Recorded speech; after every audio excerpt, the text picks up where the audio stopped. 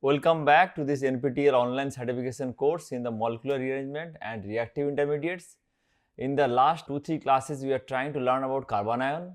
We have learned about the carbanion formation and several different rearrangement reaction.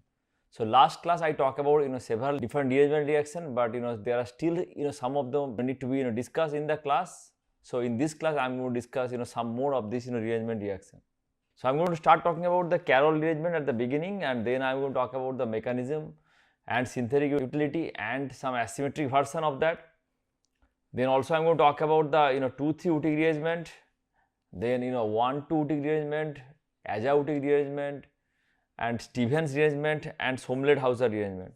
And these are very important rearrangements, and you find exam questions from this rearrangement in NET, GATE and JAM. Okay, so let us start with the Carroll rearrangement. So I was talking about this, the 3-3 sigma-tropic rearrangements. In the last, I think last 2 classes, I talked about different variation of it.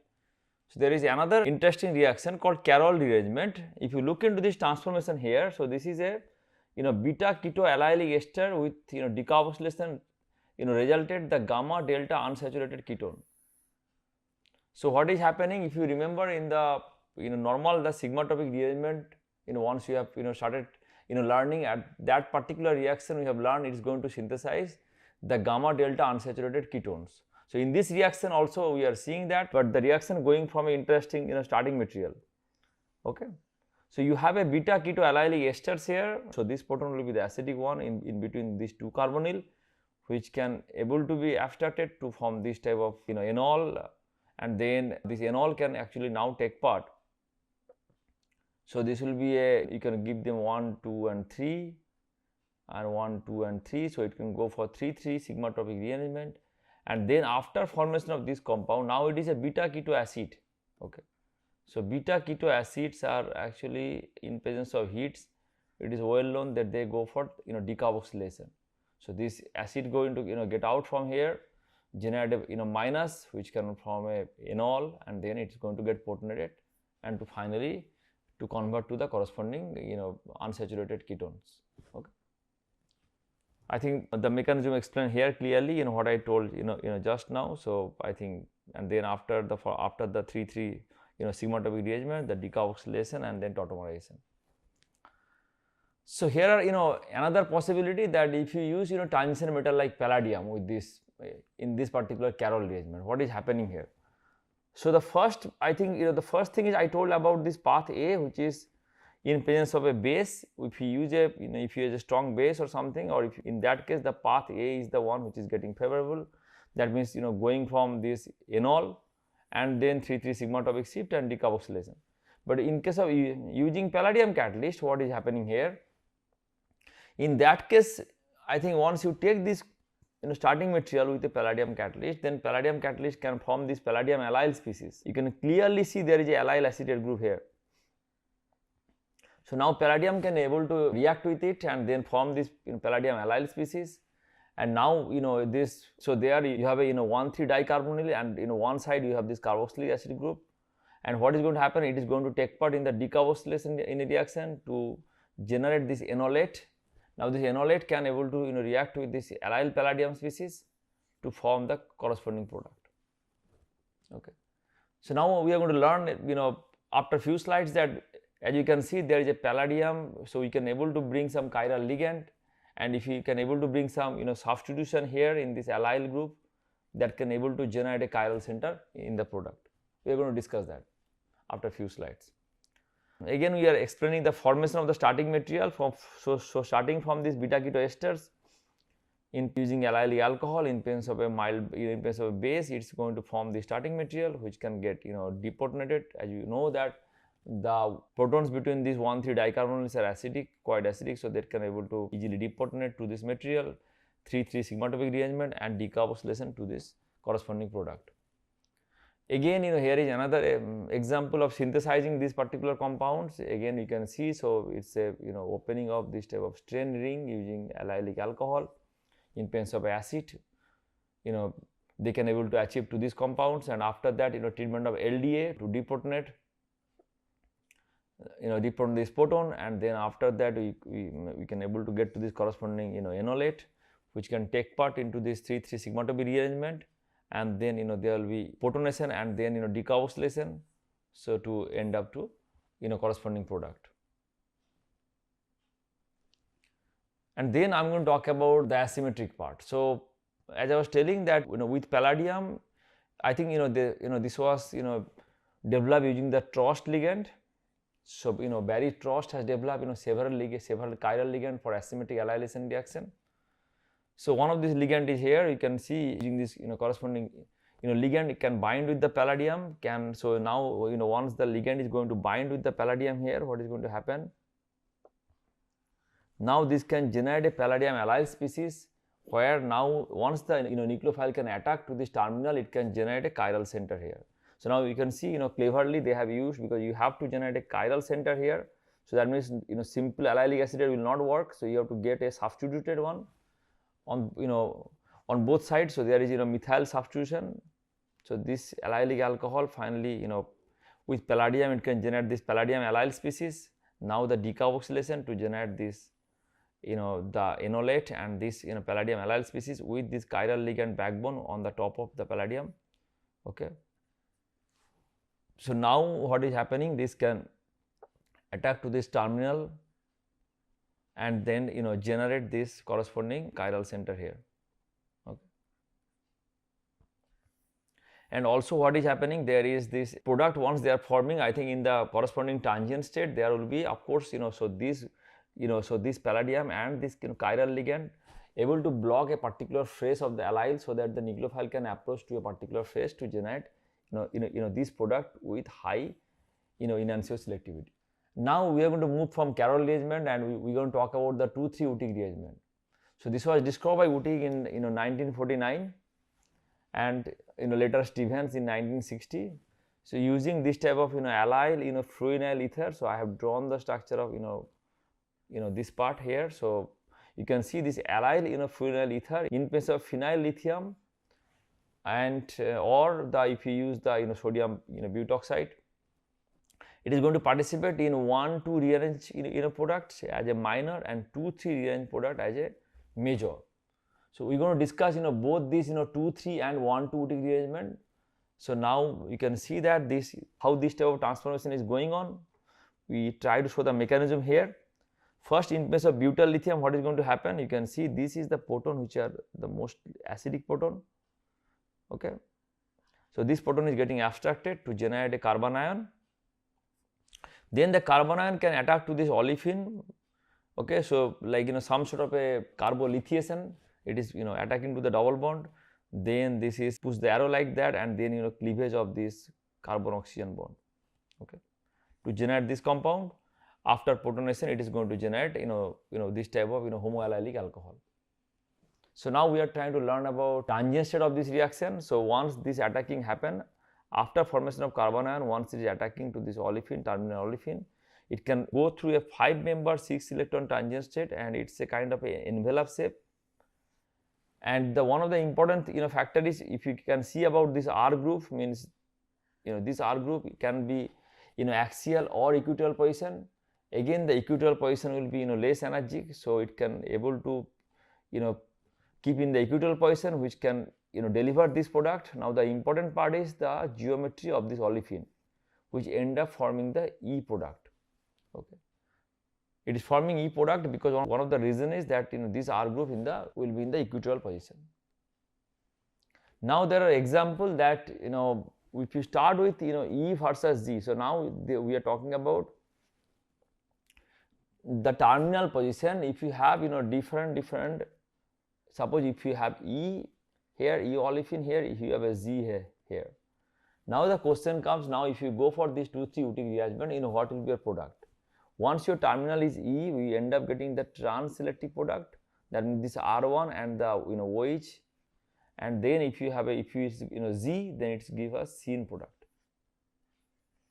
So now we try to understand what is happening here. So once this is attacking this carbon ion, which is going to form first. Once this carbon ion is attacking to this double bond, and then if you try to see this envelope tangent state here, one thing you have to understand, as I told you, that depending on this R1, that means if it is a trans, Now if you try to draw a trans olefin like that, so this is a trans, that means this R1 will be here in this position, okay.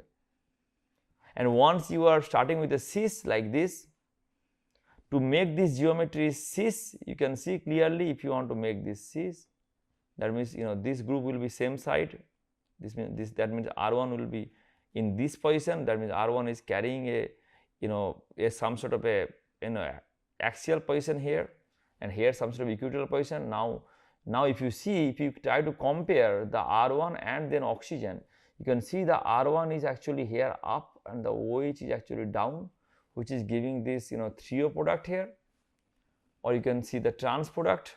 Now here you can see the R1 and this oxygen both are actually on the same side. So that means that's going to end up giving you to this corresponding erythro or corresponding syn product. So here are some examples from the literature. So you can see here also, after formation of this carbanion using LDA or phenyl lithium, it can take part into this 2,3 Utic rearrangement. It can attack to this olefin, and then it can end up forming this anti-isomer. Again, if you start with the Z, then you end up getting to the syn isomer. Okay, I think we have already explained the tangent state in the last slide. So moving further, we have another systems here where you can see we can also able to make a carbanion using N-butyl lithium. Now this carbanion is going to attack to this double bond here, generate a, and then it can go for this 2,3 Utic rearrangement to cleavage of this carbon oxygen bond, and then which can able to generate this product. Now the interesting part is, once you generate this product, now you can think about something I taught you in the previous lecture, because now you can think about there will be another sigmatropic rearrangement, because there is 1 2 3 and 1 2 3. So what is this rearrangement? I think I talked about oxy-cope rearrangement in the previous the carbanion class. So here what we can see, there will be a 3,3 sigmatropic shift, and so that's going to actually end up making you to this corresponding. Again, this is as I mentioned, there will be a this oxygen will be finally forming a double bond here, so it will convert to the aldehyde, and there will be a new olefin going to form here. Again, I think I have mentioned clearly during the oxy-cope that you have to use this KH to abstract this OH proton, and then this 18 crown 6 will be useful to trap the potassium. Okay, I already explained that in the previous discussion. So here another example here using butyl lithium and potassium tarbutoxide.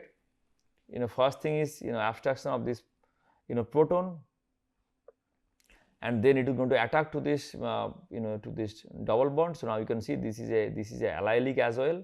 After cleavage of this bond, carbon oxygen bond is going to end up making these corresponding alcohols.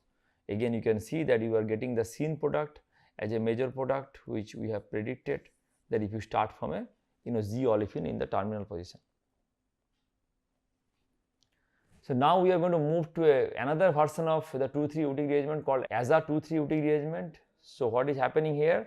This was replaced by nitrogen. Okay. So you can see in this reaction, again the first thing is, now you are generating a carbanion next to a nitrogen. Of course, that proton will be of course a little more acidic compared to that the other one, the carbon analog, and then it will take part in the very similar 2,3 Utic rearrangement to cleavage of this carbon nitrogen bond. So we started with some sort of a tertiary amine. You can see this is a tertiary amine here, nitrogen with 3 different group. So after the rearrangement happens, you can see we end up making this particular compound. After that, it will take proton to get to this compound. So now it is actually from a tertiary, it is becoming a secondary. Okay, in this reaction, it is becoming from a tertiary to secondary.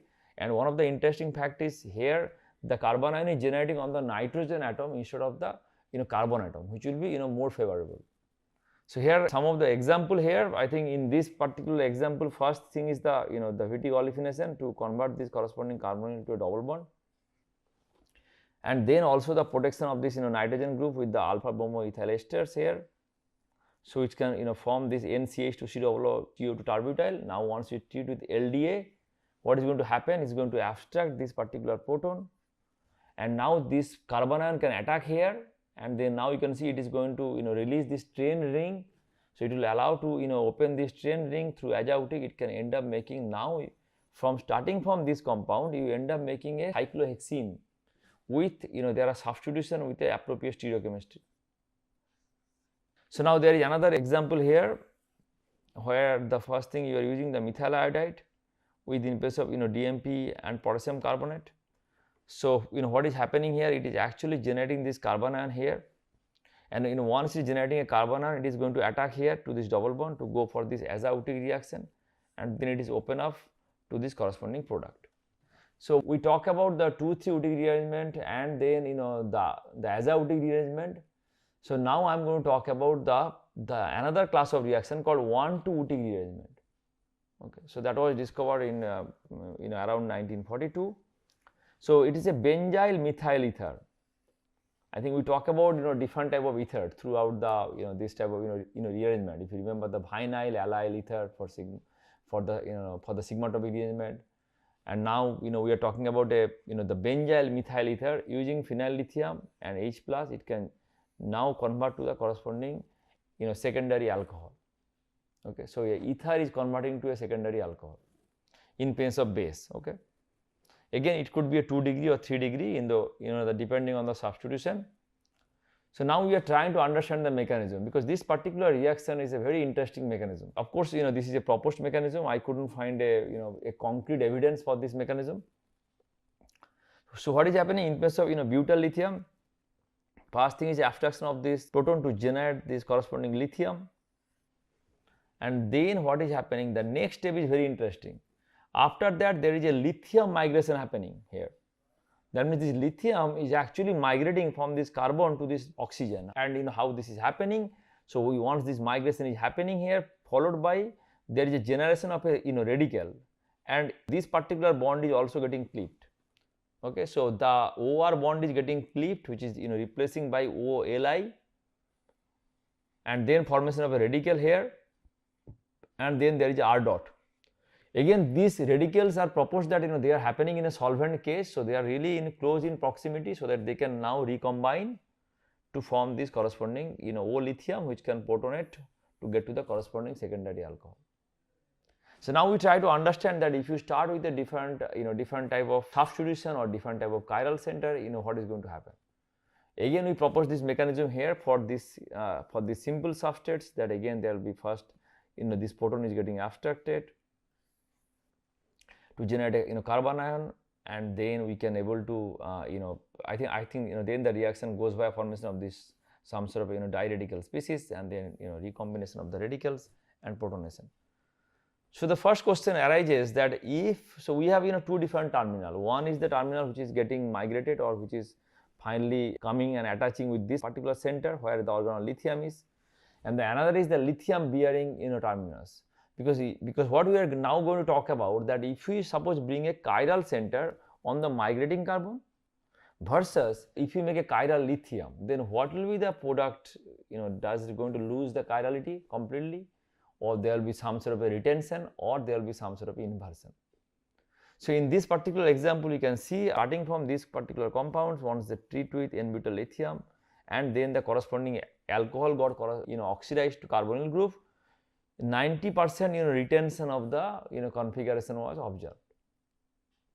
Again what is happening, first thing is abstraction of, you can see these protons are again it's next to oxygen, and this is also there is a vinyl group in the next carbon. So this will be allyl anion which are stabilized. Again what is happening after this step, as you know that once you form this anion, the next thing will be there will be which you can consider this anion is actually a lithium here. So it's a anion minus and lithium plus. Now what is going to happen, there will be a cleavage of this bond, as you mentioned, formation of O dot and this carbon dot. So this is again a benzylic radical will form here, and then what is going to happen, so this will be, they are saying this is inside a solvent cage, so that they are close by, they can recombine. So now there will be a lithium migration to generate a carbon radical. So now these two radical can recombine to form this corresponding product. Okay, So the important part is, as they are saying that this is happening in a solvent case, the stereochemical information still retained. Now the question comes, as I mentioned, that if you start with a chiral lithium, so with chiral lithium, inversion occurs as a major product. That means if you start with a chiral tin reagents, this can be clipped, that carbon-tin bond, to generate a corresponding chiral lithium in place of n-butyl lithium. And then after that, what is happening? After that, again, as you know, there will be cleavage of this bond, and then formation of this benzyl radical. Then this will be a lithium migration, formation of carbon radical, and then recombination to form this product. What is happening? We only starting from 88% EE, it was found 42% EE. Not only that, this particular center was getting inversion. That means what happening? There is a 70% inversion and 30% retention. That's how we are getting to close to 40% EE. Another example here. So here, first thing is cleavage of this carbon sulfur bond to generate a lithium, and then what is happening? The next thing is there will be cleavage of this carbon oxygen bond to generate this type of radical species, and then the lithium is getting migrated to oxygen to generate this radical, which can recombine and form this product. Again, there is another example here. If you have this corresponding cerium, it can also cleave this formation of this corresponding lithium, and after that the 1,2 rearrangement to formation of this corresponding product. Again, you can observe the oxygen was literally here, it was equatorial, at the end it is becoming axial. There is another example here, that in this type of particular compounds, when you have actually what is happening, so there is a chiral center next to oxygen, there is one carbon gap. So now once it was treated with the n-butyl lithium at -70, it is getting 1,2 product, not the 1,4 product. Of course, the yields are really poor, so I'm just still try to explain you the reaction.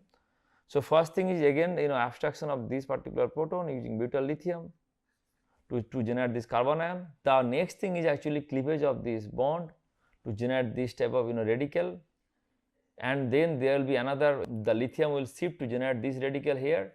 So now these two radical can recombine to form this product. Okay. So starting from this product, you can end up making this 1,3-dihydroxy compound. So there is 1,3-dihydroxy. At the same time, this is allylic alcohol. Another example here, what you have, if you start with this reaction which have two chiral center, then after the reaction, this chiral center, there will be a retention, as you mentioned at the beginning, that the terminus which is actually migrating will have mostly the retention, and then the other terminus will have inversion as a major. So that's what is observed here. Again, I think the same thing happening here. I think in this case also we are observing very similar results. So now I'm going to move forward and talk about the Stevens rearrangement, another important rearrangement reaction here, which is a base catalyzed 1,2 rearrangement of quaternary ammonium or sulfonium. So the first thing is making the quaternary ammonium and sulfonium. Then in terms of base, there will be some sort of a rearrangement going to happen to get to the corresponding product. Okay. So starting from this compound, what is happening? If you see, there is a phenyl COCH2 dimethyl benzylic group. So literally after you treat with the base, this benzylic group migrated from nitrogen to this particular carbon. Okay. And very similar thing happening if you have the sulfonium salt. Okay. So now we try to understand the mechanism of this reaction. Of course, in presence of base, there will be formation of enolate, of course, which can now this enolate can do one thing. It can able to take this alkyl group, okay, then cleave this nitrogen bond to neutralize the charge, which is going to happen. So there is also a proposal that this reaction also happening through following some sort of radical pair, and then the recombination. That means in this stage what is happening, this saying there could be a radical pair formation happening to formation of some sort of a tangent state like this, and then recombination of this radical pair to get to this corresponding product. Okay. So there is another issue that I think there is a competition between Somlet-Hausser rearrangement, which I am going to explain in a minute, and versus the Stevens rearrangement. So now the question happen, if you have this group as a phenyl instead of alkyl, then what is happening? Then once you abstract this proton of this CH3 minus, now instead of going for the Stevens rearrangement, it is actually attacking to this phenyl ring. So going for a 2,3 rearrangement to get to this product. So that is now getting to the Somlet-Hausser rearrangement. Or there is a possibility if you have a alkyl group with a beta hydrogen, That means then it can also go for a Hofmann elimination. Okay. So we have to be careful that we, so that means that, those two groups, that this, R group cannot be a phenyl or cannot be a alkyl with a beta hydrogen. So here is some example of Stevens rearrangement. Actually, first thing you can see formation of, that, diazo compound in place of the rhodium, which can, formation of this, corresponding, carbene, which can attack to this, nitrogen through a insertion, formation of nitrogen ylite. Then it can go for the Stevens rearrangement to cleave this carbon nitrogen bond, and then there will be a ring expansion to form these particular compounds. There is another interesting reaction with sulfur also. Sulfur can be converted to SMe. Then the sodium hydride can able to abstract the proton. It can able to abstract the proton, followed by there will be a migration from this compound. Further, the DDQ can oxidize the sulfur, and the elimination can generate, this product. So now I am going to talk about the Somlet-Hausser, which I talked in the previous slide. So here what is happening, as I mentioned, as soon as you have a phenyl ring here, and it was discovered by Somlet in 1937. So in this compound, in presence of sunlight desiccator or 145 degrees Celsius can able to form this particular product. We are going to explain. And then Hausser in 1951 also have similar reactivity was discovered. So this is a 2,3 Utic rearrangement of benzylic quaternary ammonium salt via ammonium ylide. So we are talking about this is some sort of a ylide. So that means there is a negative charge next to a nitrogen, which is carrying a positive charge. Okay. So now we are going to try to understand the mechanism of this reaction, what is happening. First thing is abstraction of this, this hydrogen. As you can see, you can use this NH2 minus to abstract it to generate this type of carbanion species. Now it can attack to this benzene ring here, followed by the cleavage of this carbon nitrogen bond. This hydrogen can be abstracted to cleave this carbon hydrogen bond to form this new bond here, and it can take the proton from ammonia to form this corresponding product. Okay. So this is the most common reaction for producing the nitrogen ylide intermediate. Okay. So here are some example here. Of course, in case of ethyl iodides, first thing is happening is forming this N-ethyl. So first thing is formation of this quaternary ammonium salt. So now the idea is they have used the silicon. So that is means you don't have to use a stronger base or like a base to abstract the proton. Just by using cesium fluoride, you can leave the carbon silicon bond to generate an anion. Of course, I am going to talk about more in the silicon chemistry about this cleavage of this carbon silicon bond. So the cesium fluoride actually attack on the silicon to cleave this to generate this carbon ion. Now once you have a carbon ion, it is following this 2,3 Utic rearrangement to get to this corresponding product, which you have shown in the previous slide. Again here there is another example. So first thing is in presence of the cesium fluoride, cleavage of the silicon bond to generate this corresponding carbon ion, which can attack to this phenyl ring, followed by the ring expansion to this corresponding product. You can clearly see this is the CH2 which is going to attack here, and then followed by the ring expansion and then cleavage of this bond. Okay. There is another example also here. That first thing is also with starting from this compound, they are making this type of sulfilamine, which is participating in the 2,3 Evans rearrangement. Sorry, the 2,3 Utic rearrangement get to this corresponding product. So in the today's class, I talk about the several different anionic rearrangement. I started with the Carroll rearrangement, then I talk about 2,3 Utic rearrangement, aza-Utic rearrangement, followed by 1,2 Utic. I talk about the migrating group and the chiral lithium, what will happen, the inversion or retention. I end up with Stevens and Somlet-Hausser rearrangement. So thank you for coming to the class, and please go through the Claydon and other textbook as I mentioned in the previous classes. And I am going to looking forward to you in the next class.